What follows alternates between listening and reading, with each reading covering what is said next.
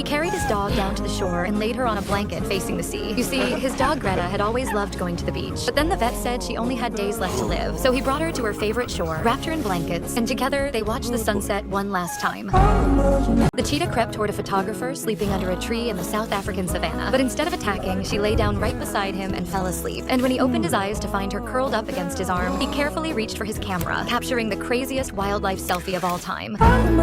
A boy walked through school asking every kid to sign his yearbook. They all said no and pushed him away. So on a blank page, he signed it himself and wrote, "Hope you make some more friends." But when his mom shared it online, over 100 older students lined up outside his classroom and filled every single page. She pushed her whole class into a storage closet and locked them inside. You see, a tornado was heading straight for their school, and when it hit, the entire building was ripped to pieces. Now, when rescuers pulled the closet from the wreckage, every child inside was found alive, but their teacher gave her life so they could keep theirs. He would dribble the basketball and shoot it into the air, pretending there was a hoop. See, the boy dreamed of playing in the NBA one day, but his parents couldn't afford to buy him a real hoop. So his neighbor created a Facebook post asking people to help him buy one for the boy. And after the post went viral, he finally got his own hoop and gave his neighbor the biggest hug of his life.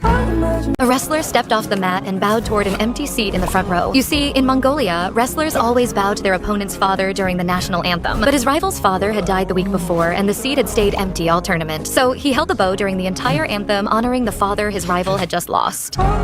A white dove landed on her graduation cap, and she immediately burst into tears. You see, her mother had passed away 2 years earlier, but before she died, she promised to come back as a white dove when she needed her most. And even though no one had ever seen a white dove anywhere near that town, one managed to find her, proving that her mother had kept her promise. The pillar started slipping from the strong man's hands, and it looked like he was about to give up. But then the world record buzzer went off, and suddenly he could hold them with ease. You see, during the struggle, he started visualizing himself hanging over a cliff, holding onto the hands of his 2 sons. And when he finally let go, he had almost doubled the world record, all thanks to the love for his children.